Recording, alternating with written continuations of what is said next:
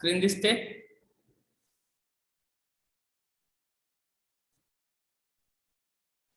ओम Thite screen दिसते का?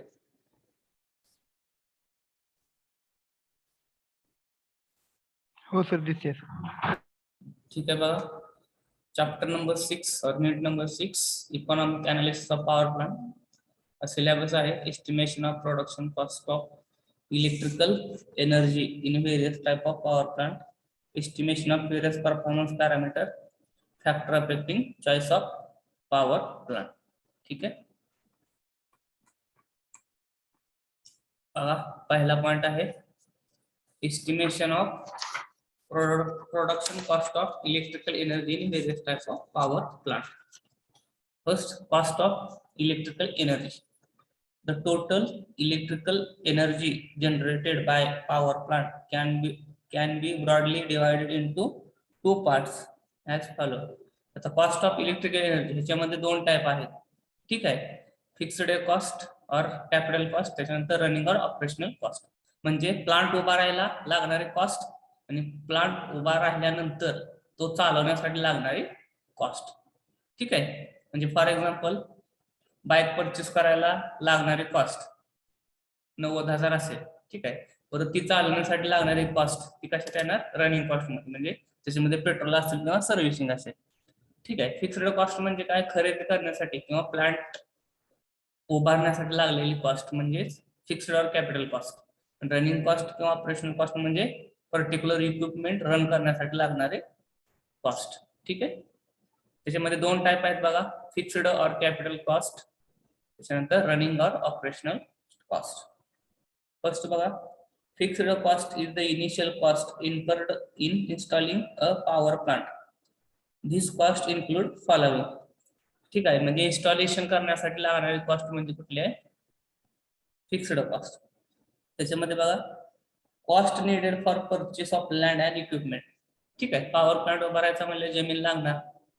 ठीक आहे, मग त्याला लागणारी cost purchase of land and equipment. त्याच्यानंतर कॉस्ट ऑफ बिल्डिंग, बिल्डिंग काहीतरी करावं लागणार. ठीक आहे, त्याची कॉस्ट. त्याच्यानंतर कॉस्ट ऑफ इन्स्टॉलेशन, म्हणजे सगळे जे मशीन्स वगैरे आहेत ते इन्स्टॉल करण्यासाठी किंवा इक्विपमेंट वगैरे आहे ते इन्स्टॉल करण्यासाठी लागणारे कॉस्ट. त्यानंतर cost of designing and planning of power station. Power स्टेशनचं डिझाईन आणि प्लॅनिंग करण्यासाठी लागणारे कॉस्ट. त्याच्यानंतर ट्रान्समिशन अँड डिस्ट्रीब्युशन कॉस्ट. आता पॉवर प्लांट मध्ये तयार झालेली इलेक्ट्रिसिटी ट्रान्समिट करायचं आणि डिस्ट्रीब्यूट करायची त्याच्यासाठी लागणारी कॉस्ट. ठीक आहे, हे झालं कशामध्ये येतं? हे फिक्स्ड कॉस्ट और कॅपिटल कॉस्ट. ठीक आहे, कुठले कुठले कॉस्ट येतात फिक्स्ड और कॅपिटल कॉस्ट मध्ये? Purchase of land, cost needed for purchase of land और इक्विपमेंट. त्याच्यानंतर cost of building, cost of installation, cost of designing and planning of power station. Next, transmission and distribution cost. ह्या ज्या cost आहेत ह्या कशाच्या under येतात? तर fixed और कॅपिटल कॉस्ट. ठीक आहे, त्याच्यानंतर बघा, रनिंग और operation charges. These are the charges which are required to be incurred continuously for running the plant. म्हणजे हे जे चार्जेस आहेत ते कंटिन्युअसली इन्कर्ड असतात, म्हणजे कंटिन्युअसली प्लांट रनिंग करण्यासाठी लागणारे चार्जेस. ठीक आहे, नेक्स्ट बघा, the expenditure incurred depends on the number of hours plant runs in a year. ठीक आहे, म्हणजे हा जो एक्सपेंडिचर आहे तो कशावरती डिपेंड आहे? तर number of hours plant run in a year. एका वर्षामध्ये तो किती तास रन करतोय ह्याच्यावरती ते डिपेंड आहे. The operating charges consist of following. आता ऑपरेटिंग चार्जेस मध्ये काय काय येते बघा, cost of fuel and lubricant, cost of oil, water and grease. Next, cost of operating and maintenance labour. ठीक आहे, त्याच्यानंतर cost of spares and repair. ठीक आहे, म्हणजे रनिंग कॉस्ट मध्ये काय काय येते बघा, फ्युएलची आणि ऑइलची कॉस्ट, त्याच्यानंतर लुब्रिकंटची त्याच्यानंतर cost of oil, water and grease, म्हणजे ग्रीस, वॉटर आणि ऑइल हे परचेस करण्यासाठी लागणारे कॉस्ट. त्याच्यानंतर operating and maintenance of labour. त्याच्यानंतर कॉस्ट ऑफ स्पेअर्स म्हणजे स्पेअर पार्ट आणि त्याचं रिपेअर, म्हणजे ह्या ज्या कॉस्ट आहे हे कशाच्या अंडर येतात तर तुमच्या एक्सपेंडिचर फॉर रनिंग म्हणजे प्लांट रन करण्यासाठी लागणारे चार्जेस कुठले कुठले आहेत cost of fuel and lubricant cost of oil water and grease cost of operating and maintenance labour next cost of spares and repair ठीक आहे हे कशाच्या अंडर येतात तर तुमच्या रनिंग कॉस्टच्या अंडर येतात ठीक आहे नेक्स्ट काय बघा इस्टिमेट और estimation of various performance parameters ठीक आहे आता व्हेरियस परफॉर्मन्स पॅरामीटर आपल्याला इस्टिमेट करायचे म्हणजे फाइंड आउट करायचे त्याचे फॉर्म्युले आपल्याला बघायचे डायरेक्ट दिलेले फॉर्म्युले आहेत ठीक आहे म्हणजे हीट रेट कसा काढायचा थर्मल इफिशियन्सी कशी काढायची कॅपॅसिटी फॅक्टर कसा काढायचा लोड फॅक्टर कसा काढायचा इकॉनॉमिक इफिशियन्सी कशी काढायची आणि ऑपरेशनल इफिशियन्सी कशी काढायची हे डायरेक्ट फॉर्म्युले दिलेले आहेत ते फॉर्म्युले आपल्याला बघायचे the performance of a power plant can be expressed through some common performance factor म्हणजे तुमचा गॅस टर्बाइन पॉवर प्लांट असेल स्टीम टर्बाइन पॉवर प्लांट असेल हायड्रोइलेक्ट्रिक पॉवर प्लांट असेल किंवा न्यूक्लिअर पॉवर प्लांट असेल ह्या पॉवर प्लांट मध्ये हे जे सहा फॅक्टर आहेत ते कॉमन आहेत ह्याच्यानुसार आपण काय केलेलं आहे ते पॉवर प्लांट डिझाईन केलेलं आहे कुठले कुठले फॅक्टर आहेत परफॉर्मन्स फॅक्टर पहिला आहे हीट रेट ब्रॅकेटमध्ये एनर्जी इफिशियन्सी आहे त्याच्यानंतर थर्मल इफिशियन्सी त्याच्यानंतर कॅपॅसिटी फॅक्टर त्याच्यानंतर लोड फॅक्टर त्याच्यानंतर इकॉनॉमिक इफिशियन्सी त्याच्यानंतर ऑपरेशनल इफिशियन्सी ठीक आहे पहिला बघूया आपण हीट रेट कसा काढायचा और energy efficiency overall thermal performance और energy efficiency for a power plant for a period can be defined as ठीक आहे काय बघा QHR equal to H divided by E ठीक आहे heat rate QHR equal to H divided by E where QHR heat rate bracket मध्ये काय दिलं बघा BTU per kilowatt hour BTU means British thermal unit लक्षात ठेवा BTU म्हणजे काय MCQ ला विचारतात ब्रिटिश थर्मल युनिट एक BTU म्हणजे किती असते 1055 जूल लक्षात ठेवा 1 BTU is equal to 1055 joule 1055 joule म्हणजे 1 BTU असते ब्रिटिश थर्मल युनिट लक्षात ठेवा BTU means British thermal unit ठीक आहे ह्याचं युनिट दिलेलं आहे त्याच्यानंतर H heat supplied to power plant for a period त्याचे काय युनिट आहे BTU और किलो जूल त्याच्यानंतर E energy output from the power plant in period kilowatt hour ठीक आहे हीट फॅक्टर कसा काढणार सॉरी हीट रेट QHR और phi HR ठीक आहे इक्वल टू Q म्हणा किंवा phi म्हणा ठीक आहे QHR equal to H divided by E ठीक आहे जनरली आपण हीट जी असते स्मॉल क्यू कॅपिटल क्यू ह्याच्यामध्ये बघितले थर्मल युनिट तसं Q म्हणा किंवा phi म्हणा phi HR or QHR equal to H divided by E ठीक आहे त्याच्यानंतर बघा thermal efficiency of a power plant can be expressed as mu TE ठीक आहे म्यू TE म्हणजे काय thermal efficiency equal to 100 into bracket 3412.72 BTU per kilowatt hour divided by Q ठीक आहे हा फॉर्म्युला दिलेला आहे डायरेक्ट त्यांनी thermal efficiency of a power plant can be expressed as mu TE equal to 100 into bracket 3412.72 BTU per kilowatt hour divided by Q or phi ठीक आहे fair mu TE equal to thermal efficiency percentage मध्ये असणार आहे आणि 1 kilowatt आवर म्हणजे 3412.75 BTU ठीक आहे 1 kilowatt hour equal to 3412.75 BTU ठीक आहे हे झाली तुमची थर्मल इफिशियन्सी त्याच्यानंतर बघा capacity factor the capacity factor for a power plant is the ratio between average load and rated load for a period of time and can be expressed as म्हणजे ratio of average load and rated load is called as capacity factor ठीक आहे mu CF equal to 100 P into PAL divided by PRL. हे AL आणि हे जे RL आहे ते suffix आहेत. ठीक आहे, P मोठा असणार आहे आणि हे A आणि L काय सफिक्स असणार आहे. ठीक आहे, म्हणजे आपण असं x1 x2 x3 कसं लिहितो तसं PAL divided by PRL. Average load divided by rated load is called as capacity factor, where mu CF equal to capacity factor percentage मध्ये असणार आहे. आणि त्याच्यानंतर PAL म्हणजे काय, अवरेज लोड असणार आहे किलोवॅट म्हणजे किलोवॅट मध्ये, आणि PRL म्हणजे रेटेड कॅपॅसिटी म्हणजे किलोवॅट मध्ये. ठीक आहे, capacity factor is defined as it is the ratio of average load to the rated load. ठीक आहे, पर्सेंटेज मध्ये असलं 100 न मल्टिप्लाय केलेलं आहे. नेक्स्ट बघा, load factor. Load factor for a power plant is the ratio between average load and peak load and can be expressed as mu LF. IF झाले तर LF आहे. Mu LF equal to average load divided by peak load. ठीक आहे, percentage मध्ये असल्यामुळे 100 न multiply केलेला आहे.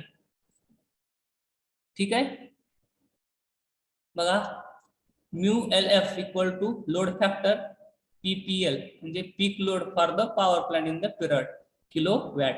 हे तुम्हाला दिलेलं असते, हे ते लक्षात. आपल्याला ह्याच्यावरनं ज्यावेळेस एखादा पॉवर प्लांट आपण रन करतोय त्यावेळेस लोड फॅक्टर, अवरेज लोड, पीक लोड हा तुम्हाला ठरलेला असतोय. एखादं सबस्टेशन वगैरे असेल तर त्याच्यावरती किती लोड आहे म्हणजे लाईट किती सबस्टेशनला देतोय हे त्या जे सबस्टेशन आहे त्याच्यावरती ठरलेलं असते. ठीक आहे, म्हणजे समजा पंढरपूरचा रिजन आहे, त्याच्यामध्ये कुठली कुठली गावं येतात, त्याला किती लोड लागतोय, हा जो लोड आहे अवरेज लोड, पीक लोड हे ठरलेलं असतं. ठीक आहे, त्याच्यावरनं आपण तो लोड फॅक्टर कॅल्क्युलेट करायचा असतो. त्याच्यानंतर बघा, economic efficiency. Economic efficiency is the ratio between production cost including fuel, labor, material and service and energy output from the power. ठीक आहे, इकॉनॉमिक इफिशियन्सी म्हणजे काय, production cost divided by energy output. बघा, economic efficiency काढायची आपल्याला कशाची, power प्लांटची. ठीक आहे, तर त्याच्यामध्ये कसं काढणार, C divided by E. C म्हणजे काय आहे, प्रोडक्शन कॉस्ट माहिती असणार आहे. ठीक आहे, समजा माझे 10 लाख रुपये गेले असले. ठीक आहे, त्याच्यानंतर डिवाइड बाय त्याला काय करणार मी, एनर्जी आउटपुट म्हणजे किती इलेक्ट्रिसिटी त्यानं जनरेट केली त्या पॉवर प्लांटनं, त्याला मी काय करणार, डिवाइड करणार. ठीक आहे,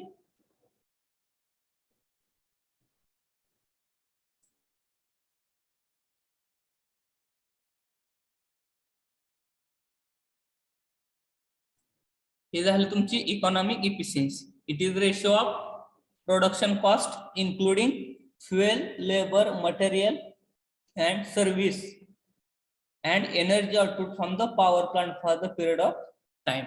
ठीक आहे, QCE sorry E suffix E आहे, फाय किंवा Q म्हणा तुम्ही, equal to C divided by E. ठीक आहे, where phi or Q E equal to economic efficiency percentage मध्ये असणार आहे, पर्सेंटेज पर किलोवॅट, आणि सी म्हणजे प्रोडक्शन कॉस्ट. ठीक आहे, युरो म्हणजे डॉलर मध्ये लिहिले. ठीक आहे, किंवा आपण RF मध्ये पण लिहू शकतो, इंडियन चलन मध्ये. ठीक आहे, ई म्हणजे काय, एनर्जी आउटपुट असणार आहे. त्याच्यानंतर बघा शेवटचा, operational efficiency. Operational efficiency is the ratio of total electricity produced by the plant during the period of time compared to the total potential electricity that could have been produced if the plant operated at the 100% of period.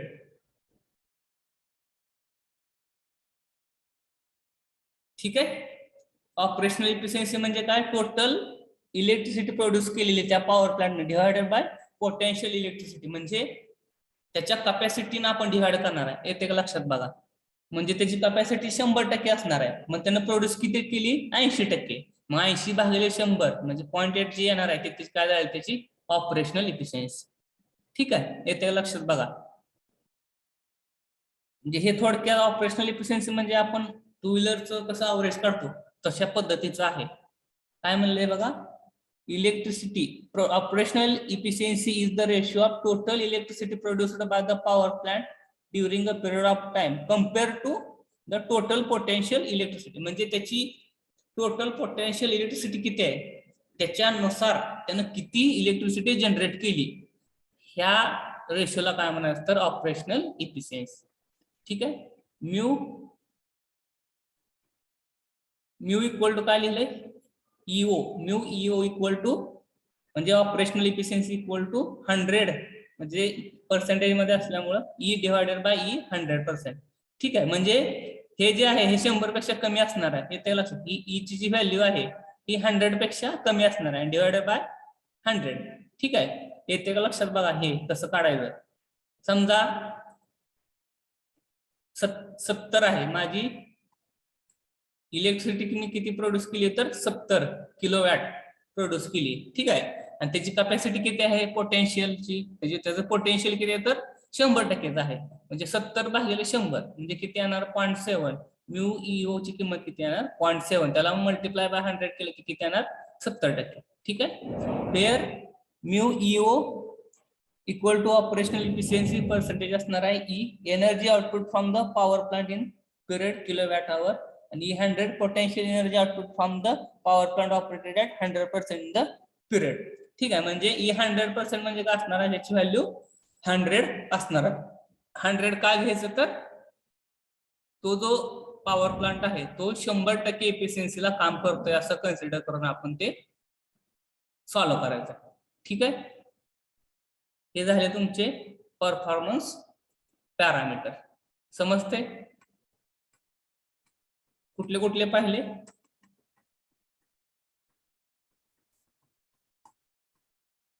परत एकदा heat rate.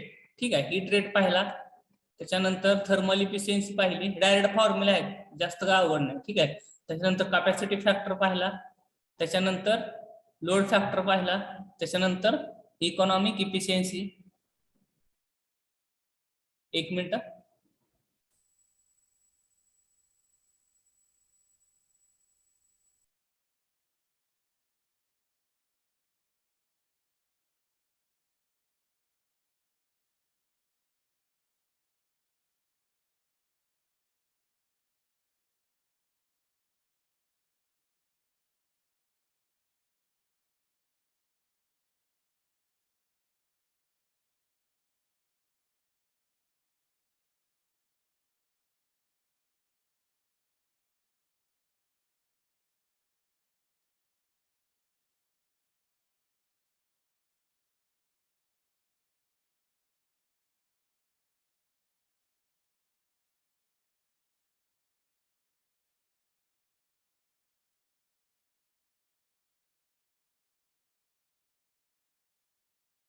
ठीक आहे. Economic efficiency पाहिलं, त्याच्यानंतर बघा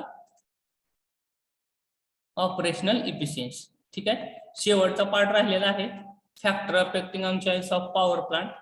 ठीक आहे. म्हणजे कुठले कुठले फॅक्टर आहेत त्याच्यानुसार आपण पॉवर प्लांटचं सिलेक्शन करू शकतो.